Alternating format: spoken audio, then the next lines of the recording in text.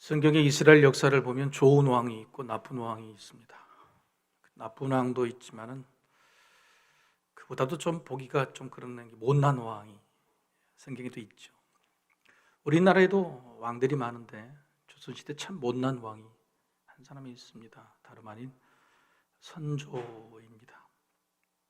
임진왜란이 일어나자 발발한 지 20여일 만에 한양 도성이 함락되게 되었습니다. 백성들을 버리고 도망을 치는데 백성들이 그렇게 말려도 역사의 기록에는 거의 달아났다, 달렸다 그럽니다. 달아나는 것도 평양쯤에 달아나는 것이 아니라 명나라 변방인 바로 우주까지 달아났고 거기에서 또 명나라에게 망면 요청을 했는데 부끄럽게도 또 거절당하기까지 합니다.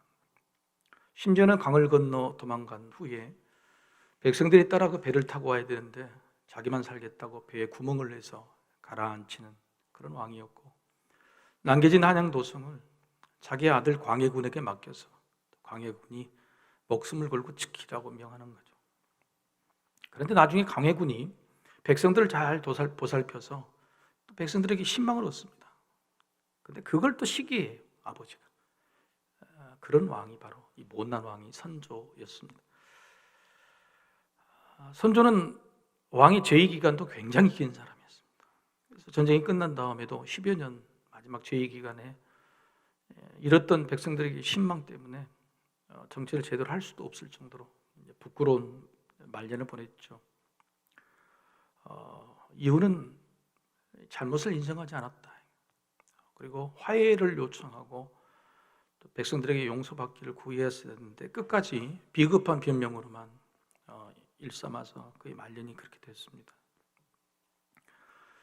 선조와 비교하기는 그렇지만 다윗 왕의 말년도 그와 크게 다르지 않다고 생각이 됩니다. 왕의 통치 기간이 40년이었는데 이제 20년이 지나고 20년이 시작됩니다. 21년부터 30년까지는요 아들 압살롬의 반란, 세바의 반란으로 계속 힘이 듭니다. 그리고 남겨진 10년 동안에는 백성들이 신망을 잃어버렸습니다. 심지어는 하나님께서 3년의 기근을 가뭄을 주실 때도 있었고, 또 다윗이 믿음이 약해져서 하지 말아야 될 인구조사를 해서 백성들이 대신 벌을 받는데 3일 동안에 무려 7만 명이나 되는 백성들이 전염병으로 죽게 되는 일도 그의 말년에 있었습니다.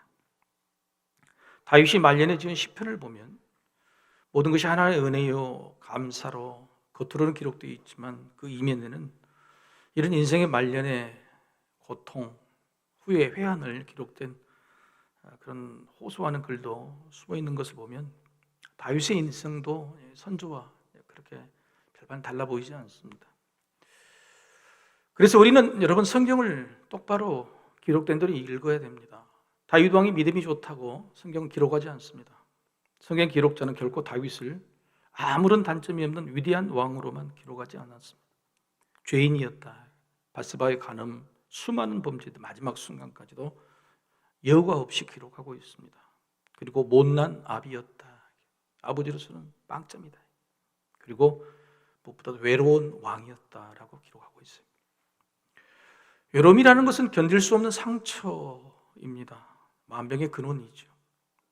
다윗 왕이 말년에 이렇게 외로움을 얻게 된 결정적인 이유는 선조처럼 화해나 용서가 없었기 때문입니다. 특히 부자간 아버지 다윗과 아들 압살롬 간의 화해와 용서가 없었어요. 아니 있기는 있었으나 그게 분명하지가 않았습니다. 이렇게 얻은 아들 압살롬의 상처는요 결국 아버지의 그 칼을 겨누는 반란이 되고 말았습니다. 선조대왕이 임진왜란 20여일 만에 도성을 떠났듯이 너무너무 짧은 순간에 예루살렘까지 급습한 압살롬을 피해서 황망하게 다윗성을 도망쳐 나가는 다윗 왕의 피난길이 참 처량하기만 합니다. 그의 심정이 어디서 기록됐냐면 함께 떠나는 이방인 블레셋 가드 사람 이때 600명의 용병을 끌고 다윗과 함께 하려는 그에게 다윗은 나를 이제 따를 필요 없다, 네 고향으로 돌아가라 말하면서 했던 말이 다윗의 심정이 20절 상반절 말씀이죠. 너는 어제 왔고 나는 정처 없이 가니 오늘 어찌 너를 우리와 함께 떠돌아다니게 하리요. 이게 바로 다윗의 심정이었죠. 다윗은 생각이 난 겁니다. 왕이 되기 전에 사울왕이 쫓겨다녔던 10년의 그 나그네 세월, 방당 세월, 어찌하여 나이 든 이 순간에도 모든 것을 다 이뤘다는 이 시간에도 다시 그 방랑 나그네 이 시절 그 상황이 됐냐, 처량한 자기 인생을 한탄하는 것이죠. 마음만이 아니라 육신의 몰골도 말이 아니었습니다. 다윗성 예루살렘 성을 나가면요, 기드론 시내가 졸졸졸 흐릅니다. 우기 때는 굉장히 시내 같지요. 이때는 우기였는가 봐요. 다윗이 바로 여기에서 왕이 먼저 건너질 않아요. 그리고 모든 백성이 어린아이까지 다 건너도록 옆에서 지켜보는 거예요. 그런데 강을 지나가는 모든 백성들이 펑펑 웁니다. 왜냐하면 다윗 왕의 그 눈에서 눈물이 철철 흘러넘쳤기 때문에. 기드론 시내를 건너가면 아담한 감난산이 나오고, 그 감난산을 넘어가야 여리고로 갈 수 있는 여리고 광야길이 있고, 그리고 여리고 광야를 지나야 요단강 나루터에서 다른 나라로 망명할 수 있는 거죠. 그리고 감남산을 걸로 가는 그 모습이, 넘어가는 모습이, 다윗이 그 정갈했던 머리, 왕관을 썼던 머리는 다 풀어헤쳐가지고 그 머리카락이 눈을 가렸고, 심지어는 기드론 시내를 건너면서 벗었던 신발마저도 신지 않고 맨발로 감남산을 올라갔다라고 기록이 되어 있습니다. 백성들도 머리를 똑같이 풀고 울고 울며 가는 피난길이었습니다. 다행히 못난 임금 선조와는 달리 그나마 다윗 왕의 피난길에 많은 백성들이 동참과 위로가 있었습니다. 외로운 피난길에도 하나님께서는 다윗의 길을 외롭게만 두지 않았습니다. 많은 신하도 다윗과 함께 죽기로 동참하고 동행했고, 또 심지어 다윗의 만류로 너는 이 성에 남아서 나에게 정보를 제공하고 성을 지켜야 된다. 그런 사람들도 돌아오실 때까지 저희가 목숨을 다해 지키겠습니다. 그렇게 이야기했죠. 하지만 이런 지지자만 있는 것은 아니었습니다. 가장 마음 아픈 것은 다윗의 제갈공명 같은 책사였던 아히도벨, 책사, 신복이었던 아히도벨이 배신한 거죠. 성경은 아히도벨의 지혜가 하나님의 지혜와 같다 그렇게 여겨졌다는 거예요. 근데 그 아히도벨이 바로 압살롬의 편에, 반란군의 편에 서게 된 거죠. 그리고 그동안에 사울 왕의 편이었던 수많은 열지파의 사람들이 대부분 압살롬 반란 세력에 가담합니다. 놀랍지요?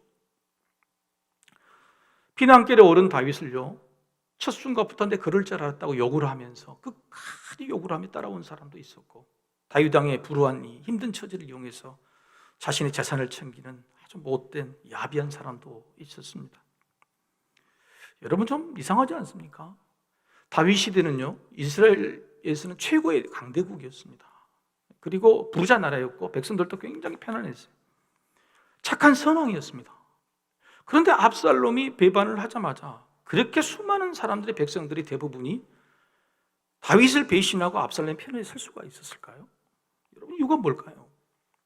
두 가지 이유가 있습니다. 첫 번째는 다윗 왕에 대한 민심의 이반입니다. 다윗 왕에서 민심이 떠나버렸어요. 아들 둘의 문제를 제대로 처리하지 못했습니다. 암논, 장남의 강간, 그리고 압살롬이 암논이 죽인 살인 문제를 처리하지 못했어요. 공정하게 처리하지 못한 것이 빌미가 돼서 백성들 앞에서 다윗 왕의 권위가 실추가 됐습니다. 앞으로 정의를 세울 명분, 특별히 재판을 할 수 있는 명분이 없어진 거예요. 그래서 다윗 왕이 이때부터 재판을 점점 멀리합니다. 송사. 백성들이 재판하러 오는데 없다고 그러고 자꾸 미루고 그렇게 되는 거예요. 오히려 백성들이 이것 때문에 실망하게 되고 민심이 나가 떨어지는 거죠. 바로 이 점을 아들 압살롬이 이용합니다. 그래서 그 민심을 자기에게 가져오는 거예요. 어떻게 하냐면 아침에 일어나자마자 성 길가로 나갑니다. 압살롬이 나가서 백성들이 다윗 왕에게 송사 재판하려고 오는 것을 막고, 아버지는 바쁘고 그거 안 한 지 오래됐다 그러면 나에게 이야기해라. 그래서 압살롬에게 막 이야기를 하는데 다 이야기를 들어주고 마지막에 어떻게 했냐면 손을 탁 잡아주고 안아주는, 성경 기록이 되어 있어요. 얼마나 있으냐, 얼마나 아프냐. 여러분, 이렇게 압살롬이 무려 몇 년을 했냐면 무려 4년을 준비를 해요. 4년 동안 백성의 민심이 압살롬으로 다 옮겨가죠. 그래서 성경 그렇게 기록을 합니다. 이스라엘 사람의 마음을 압살롬이 훔쳤다. 이스라엘 사람의 마음을 압살롬이 훔쳤다라고 기록이 되어 있습니다. 여러분, 왜 아들 압살롬이 아버지를 이렇게 힘들게 만들까요? 아무리 아버지가 밉다고 해도 여러분, 이렇게까지 배신하고 오랫동안 칼을 갈 수가 있었을까요? 이유가 있습니다. 압살롬이 형 암논을 죽이고 외갓집으로 도망친 지 3년이나 있었습니다. 그런데 그 3년 동안 아버지는 아들을 단 한 번도 찾지 않았습니다. 죽은 아들 취급해버린 거죠. 아버지가 찾았으면 아마 엎드려서 죄를 빌고 용서를 구했을 겁니다. 그런데 아버지가 찾질 않아요. 밑에 있는 신복 요압 장군의 꾀로 말미암아 아들 압살롬이 아버지에게 옵니다. 예루살렘 성에 오는데요. 올 때 다윗이 이렇게 말합니다. 저 아들의 얼굴을 나에게서 보이게 말라는 거예요. 그래서 아들 얼굴을 보지도 않습니다. 그 기간이 무려 또 2년이 지나갑니다. 아버지는 아들을 용서하지 않았습니다.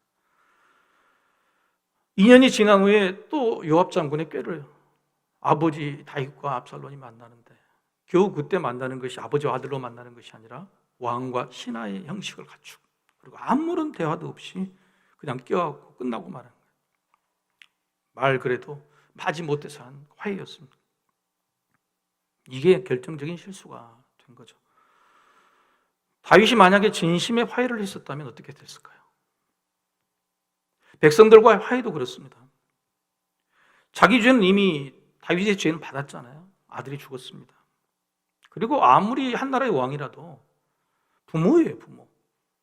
자기 아들이 죽었고 또 그 아들이 다른 아들을 죽였는데 어떻게 부모의 입장으로서 그를 징벌합니까?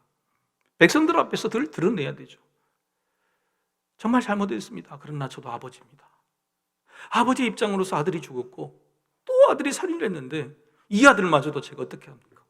백성들 앞에서 꺼내놓았으면 백성들은 얼마든지 용납하고 용서하고 화해를 했을 겁니다. 그런데 다윗은 그렇지 않고 오히려 자격지심에서 백성들을 자꾸 멀리했어요. 재판도 하지도 않고 용서받을 수 있는 기회, 화해할 수 있는 기회를 오히려 다윗 왕은 놓쳤죠. 민심이 이반이 된 겁니다.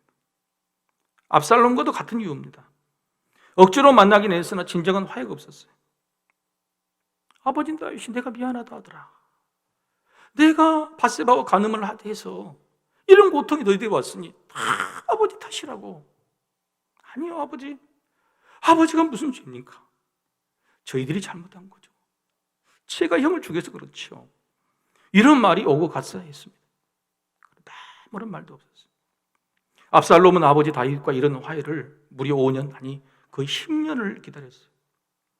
심지어 압살롬은요, 얼마나 마음이 괴로웠던지 가택연금 2년 때 요압 장군이 이렇게 말해요. 차라리 죽는 게 낫다고. 아버지기 전에라고 차라리 나를 죽이시라고. 나의 얼굴을 안 볼 바에는 차라리 나를 죽이시라고 그렇게 절규를 합니다. 압살롬은 아버지가 매를 때리시든지 죽이시든지 자기에게 화해 아니면 벌을 주시기를, 만나 주시기를 원했던 거예요. 그런데 아버지는 철저히 도망치고 외면했어요. 그리고 마지못해 부를 때도 그 입을 맞추고 아무런 대화 없이 끝났어. 이게 화해의 전부였습니다. 매를 때리고 욕을 했더라도 그 자리에서 풀었어야죠. 그런데 이런 마지막 기대마저도 저버린 아버지를 보는 압살롬의 마음이 강을 건너고 말았습니다. 형식적인 화해, 불편한 용서가 오히려 압살롬의 반란 결심을 확정하게 만든 겁니다. 그래서 이 아버지와 화해의 순간의 마지막 절, 바로 15장으로 전개가 되는데 15장 1절에 이렇게 기록되어 있어요. 그 후에 어떤 그 후에입니까? 아버지와 형식적인 화해를 한 후에 연결되어 있어요.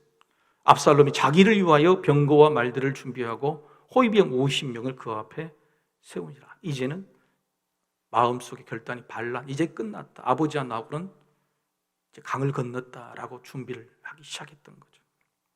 얼마나 안타까워요. 압살롬 마지막 그 만나는 순간을 기대했어요. 아버지가 말해주기를, 화해를 선포해주기를, 아니면 속이라도 꺼내주기를 원했어요. 만약 그때 그랬었다면 압살롬이 이런 마음을 먹었겠습니까? 형식적인 화해, 불편한 용서가 이렇게 무섭습니다. 여러분, 지난 주일 말씀의 제목이 뭐죠? 사랑의 착각이죠. 그래서 오늘 사랑의 착각이 이어서 오늘 말씀은 화해의 착각입니다. 그런데 지난 주일에 사랑이란 좋은 일을 해주는 것보다 싫은 일을 하지 않는 것이라는, 그게 우선이라는 말씀을 드렸죠. 그 뜻은 사랑해야 하는 모든 관계에 있어서 좋은 말보다 싫은 말, 그리고 좋은 행동보다 싫은 행동, 좋은 일보다 싫은 일들이 훨씬 더 많다는 거죠. 따라서 내가 누군가에게 사랑하기 위해서는, 제대로 사랑하기 위해서는 이런 싫은 것들을 먼저 처리해야 그게 사랑입니다. 근데 그 대표적인 것이 바로 화해죠. 여러분, 화해가 얼마나 싫습니까? 얼마나 어렵습니까? 자기 모든 것을 다 내려놓아야 되고 용서해야 되고 타협해야 되고요. 그래서 사람들은 화해를 하기 싫어해서 자꾸 미뤄요, 뒤로. 그런데 정말 사랑을 하려면 이 싫은 것부터 먼저 해결해야 되는 거예요. 여러분, 특별히 우리가 사는 이 시대에 가장 급하게 필요한 것이 화해라고 생각이 됩니다. 여러분, 이게 제 생각이 아니라요, 예수님께서 하신 말씀. 예수님께서 말세의 때가 되면 사람들 이런 세상을 살 것이다 라고 했죠. 그리고 말세의 때가 됐습니다. 그때 예언해 주신 예수님의 말씀에 누가복음 이렇게 돼 있죠. 누가복음 12장 53절 우리 같이 한번 읽어보시겠습니다. 아버지가 아들과, 아들이 아버지와, 어머니가 딸과, 딸이 어머니와, 시어머니가 며느리와, 며느리가 시어머니와 분쟁하리라. 예수님이 가져오신 복음은 화해가 아니라 이렇게 분쟁을 가져온다. 그런데 말세의 때면은 가정까지도 이런 난리가 날, 이런 분쟁이 생길 것이다라고 예언해 주셨죠. 여러분, 지금 우리 옆에 와 있잖아요. 그렇잖아요. 이분 우리 옆에 와 있어요. 안 그런 척 앉아 계시는데 다 그렇게 분쟁이 가정 안에 다 들어와 있어요. 예수님의 말씀은요, 이보다 더 심각한 경고예요. 오늘 본문은 누가복음 12장과 마태복음 5장의 병행 본문입니다. 같은 내용이 기록된 것을 계속적으로 비교를 할 것입니다. 방금 읽으신 누가복음 12장의 말씀과 달리 마태복음 5장 23절과 25절에는 더 심각하게 말씀하고 계세요. 제가 읽겠습니다. 그러므로 예물을 제단에 드리려다가 거기서 내 형제에게 원망 들을 만한 일이 있는 것이 생각나거든 예물을 제단 앞에 두고 먼저 가서 형제와 화목하고 그 후에 와서 예물을 드리라. 너를 고발하는 자와 함께 길에 있을 때에 급히 사와라. 그 고발하는 자가 너를 재판관에게 내어주고 재판관이 옥리에게 내어주어 옥에 가둘까 염려하라. 화해가 급입니다. 급하다는 겁니다. 말세에 되면 주님이 언제 오실 때, 재판장이 언제 오실지 모르니까 급히 언제 오실지 모르니 네가 화해할 일이 있으면 급히 화해하라는 뜻이에요. 그런데 여기서 누구하고 화해하고 그랬습니까? 예수님이? 방금 읽으신 말씀에? 다시 읽을까요? 형제입니다. 형제. 형제와 화해. 형제라는 말의 원어는 아델포스입니다. 아델포스의 원래 의미는 가족입니다. 가족. 그러니까 가족과 먼저 화해라는 거예요. 그런데 예수님께서 이 가족이라는 아델포스 용어를요, 확대해서 이렇게 사용합니다. 예수를 모두 믿는 사람들은 한 형제 자매다. 그래서 오늘 예수님께서 급히 사와라, 예물 드리기 전에 급히 화해하라는 사람은요, 성도예요. 교회 안의 분쟁에 관한 말씀인 거예요. 말세가 되면 교회 안의 분쟁이 급히 사와할 일처럼 너무너무 크고 많이 날 것이다라고 경고하신 거죠. 급히 사와라. 화해가 급한 시대에 우리는 지금 살고 있는 것이죠. 한국 교회를 보십시오. 얼마나 많은 분쟁이 있습니까? 지금 이때에 급히 사와, 급히 화해하지 않으면 안 된다는 거예요. 하지만 우리는 싸우기는 해도 화해를 하지 않는 것은 아닙니다. 용서한다고 말하고 서로 안아주기도 하죠. 그런데 왜 분쟁은 멈추지 않고 왜 더 커져만 갈까요? 그게 화해가 아닌 겁니다. 진짜 화해가 아닌 거예요. 다윗과 압살롬의 화해 같은 형식적인 화해이기 때문에 마음속에서 계속적으로 앙금이 쌓여가요. 화해를 했는데 앙금이 쌓여가요. 그런데 진짜 문제는 뭐냐면 겉으로 형식적인 화해인데도 나는 화해했다 라고 생각하는 화해 착각입니다. 말도 하고 손도 잡아주고 안아주고 눈물도 흘리고 이게 화해 아닙니까? 화해 아니에요. 형식적인 화해를 화해라고 착각하는 화해 착각이 꺼지지 않는 분쟁의 불씨죠. 여러분, 다윗과 압살롬 부자 간의 문제가 아니라요, 한 나라의 문제이기도 있어요. 세상의 문제이기도. 사울이라는 족수 지파, 사울을 섬겼던 열 지파와 다윗을 믿었던 유다에 있는 이 두 지파, 그들이 서로 밥 먹고 있다가 물려 7년 반을 싸웠어요. 그러다가 겨우 다윗 왕이 합해서 왕이 되고 서로 화해한 척 보였는데, 여러분 놀랍게도요, 다윗 왕이 쫓겨갈 때에 끝까지 따라와서 욕한 사람이 누군지 아십니까? 바로 사울의 친족 신부예요. 마음속에 앙금을 풀지 않고 끝까지 요단강 끝까지 도망치는 것까지 욕을 하고 따라왔단 말이에요. 심지어는요, 압살롬이 이제 반란이 진압이 됩니다. 그리고 다윗 왕이 다시 예루살렘 왕으로 성을 복귀할 때요, 바로 복귀하는 순간에 남유다 지파들하고 북쪽에 있는 사울의 지파들하고 서로 싸움이 납니다. 다윗 왕을 누가 먼저 섬기고 모시냐에 따라서. 여러분, 같이 한 나라 돼서 화해한 것처럼 보였지만 그들 안에 있는 형식적인 화해의 불씨, 분쟁의 불씨로 번지게 된 거예요. 결국은 여러분, 그 싸움이요, 다시 반란이 됩니다. 압살롬의 반란이 아니라 세바의 반란으로 바로 이어져 버려요. 10년 동안 그렇게 사는 거예요. 다윗 왕도 백성들도 우리가 화해했었거니 하고 착각했습니다. 근데 그 착각에 처절하게 당하게 된 것이죠. 그러면 우리는 왜 이런 화해의 착각을 하는 걸까요? 왜 형식적인 화해가 아니라 진심의 화해, 진짜 화해가 이토록 어려운 걸까요? 화해는요, 근본적으로 뭐가 있어야 되냐면 용서와 용납이 있어야 됩니다.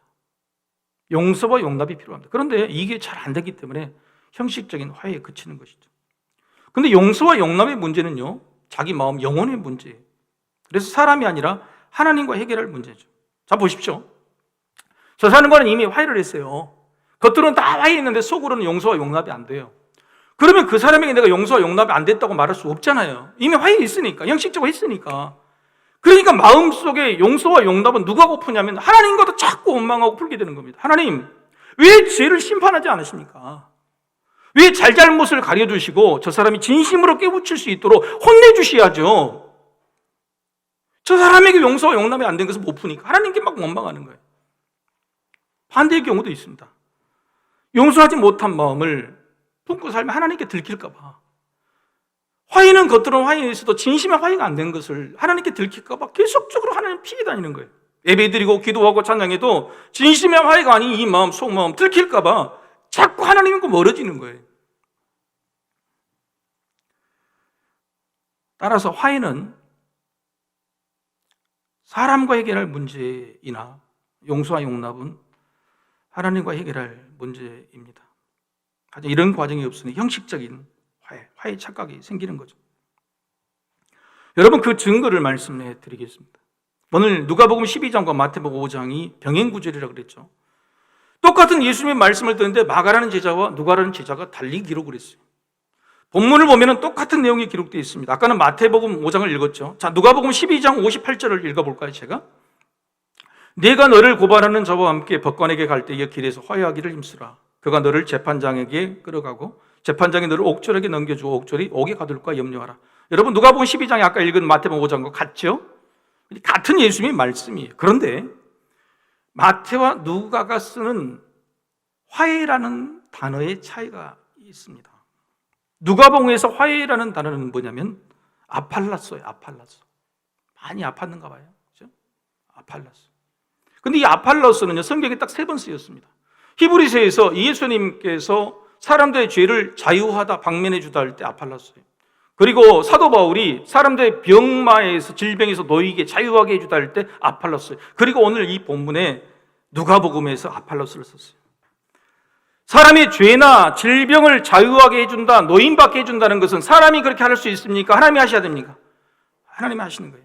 그래서 누가복음에서 화해 아팔라소는요, 사람과의 화해가 아니라 하나님과의 화해를 말합니다. 누가는 그렇게 이해하고 썼던 거죠. 반면에 마태복음에서 마태가 쓴 화해라는 단어는요, 아팔라소가 아니라 디알라소입니다. 디알라소. 용어가 달라요, 단어가. 근데 이 디알라소라는 것은 진짜 사람끼리 쓰는 화목 화해입니다. 그래서 이 마태복음에는 반복돼서 급히 사화하라, 이 사화하라는 말씀은 실제적으로 사람 간에 화해할 때 쓰는 타협하다, 양보하다, 거래하다, 이런 말이에요. 이게 디알라소예요. 따라서 마태복음에서의 화해는요, 하나님과 화해가 아니라 사람과의 화해를 해요. 마태와 누가는 예수님의 말씀을 각기 따로 이해하는 겁니다. 누가 틀렸다 맞다가 아닙니다. 예수님은 이 두 가지 말씀을 한꺼번에 다 하신 겁니다. 그런데 마태 이해 다르고 누가 이해가 달라요. 따라서 우리가 문맥이나 예수님의 말씀을 종합적으로 해석할 때 볼 때 바로 이렇게 해석이 돼야 되는 겁니다. 화면을 보고 같이 한번 읽어보실까요? 자, 시작. 사람과의 화해 안에 하나님과의 화해가 없으면 완전한 화해가 아니다. 사람과의 화해 안에 하나님과의 화해가 없으면 완전한 화해가 아니에요. 따라서 화해의 착각은 뭐냐? 하나님과의 화해나 사람과의 화해 한쪽만 하는 것입니다.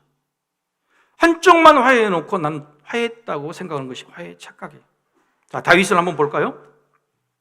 다윗은 한쪽만 화해했습니다. 하나님과 화해했죠? 하나님과 화해했습니다. 그래서 오늘 본문에 제사장들이 언약궤를 따라 가지고 다윗이 피난길을 향렬을 할 때에 다윗이 말립니다. 다시 가지고 들어가라고. 그러면 하는 말이 뭐냐면 하나님이 나를 불쌍히 여기시면 내가 다시 살아 돌아올 것이고 불쌍히 여기시면 그리 아니하실지라도 나는 감당하겠다는 거예요. 이미 다윗은 자신이 있는 고통을 다룬 피난하게 된 모든 것들을 하나님이 주신 것이라고 받아들였죠. 하나님과 화해했죠. 그런데 다윗은 누구하고 화해하지 않았습니까?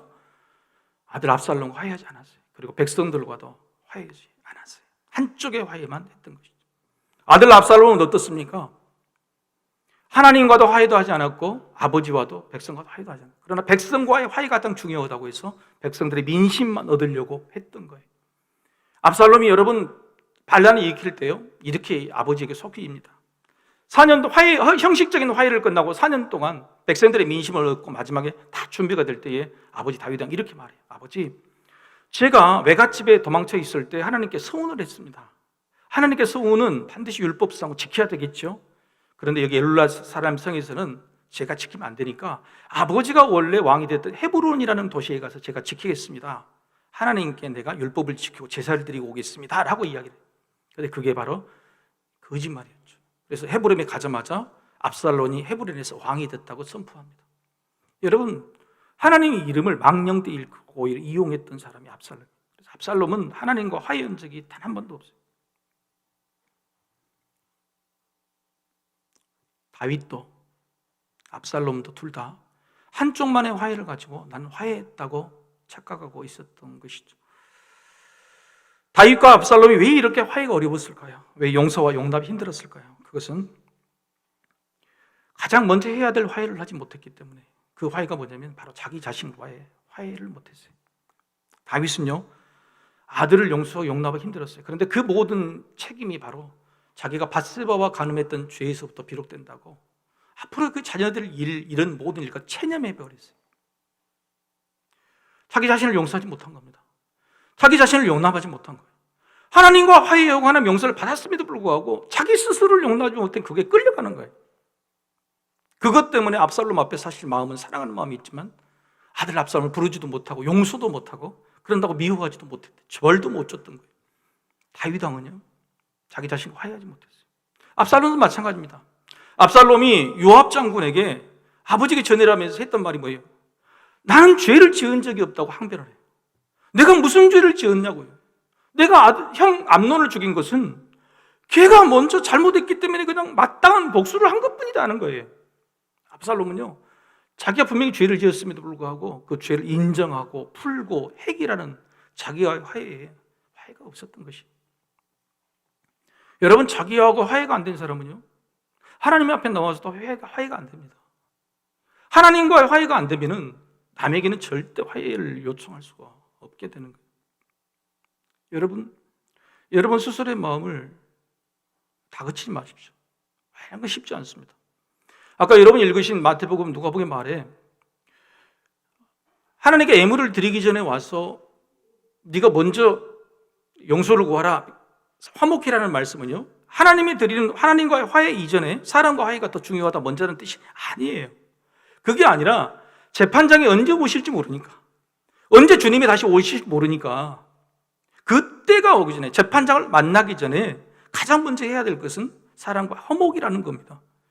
하나님과 화목 이전에 사람과의 화목이 중요하다는 말 아니에요. 그러나 그렇게 해석한다면 순서는 분명한 것이죠.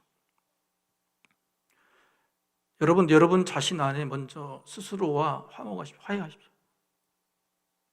그러면 하나님 앞에 나와서 하나님이 주신 놀라운 십자가 용서, 용납을 받아들일 수 있어요. 자신과 화해하지 못한 사람은 십자가도 절대 못 받아들여요. 그리고 이 예배당에 나와 있는 여러분들은 이미 자신과의 화목, 화해를 이미 하신 분이라고 생각이 됩니다. 이 죄를 인정하고 앞에서부터 기도하는 거예요. 그랬다면 오늘 여러분 이 예배 자리에서 하나님께서 여러분에게 십자가를 통해 용서해 주신 그 용서의 선포를 깊은 마음으로 인정하고 받아들이시기를 소망합니다. 그걸 받아들이셔야 여러분의 가정과 여러분 만나는 또 성도들 간에 진실한 진짜 화목 화해를 할 수가 있는 것이죠. 다윗은요, 아들 압살롬과 끝내 화해하지 못했어요. 이거 뭐 얼마나 안타까운 일이에요. 그리고 아들은 반란 중에 죽고 말았어요. 이게 평생에 자신 마음속에 한이 맺혔을 거예요. 내가 아들과 화해하지 못하고 화목하지 못했다. 사랑하는 성도 여러분, 예수님은 바로 이런 화해를 돕기 위해서 이 땅에 오신 분입니다. 예수님이 이 땅에 오셔서 하신 일이 뭐냐면 이 화해를 위해서 화목제물이 되신 거예요. 예수님 앞에 우리가 나와 있다면 예수님 우리에게 내미신 진정한 화해의 손길을 여러분 용서하고 용납하고 받아주세요. 그리고 여러분 스스로를 용서하시고, 그리고 그런 마음이 생겼을 때에 진실로 누군가를 용서하고 용납하고 화해의 자리로 나갈 수 있게 될 것입니다. 주님이 이 땅에 오신 것은 심판이 아니라 구원입니다. 벌이 아니라 긍휼입니다. 다 불쌍히 계신 거예요. 다 불쌍히 계신 긍휼, 주님의 불쌍히 계신 그 용서 은혜, 그 주님이 주신 화해로 여러분과 여러분의 가정, 여러분 삶의 자리, 그리고 한국 교회가 화해의 자리로 나가는 용기가 새로 생기기를 주의 이름으로 축복합니다. 우리 다 같이 일어나셔서 우리 하나님을 찬양하겠습니다.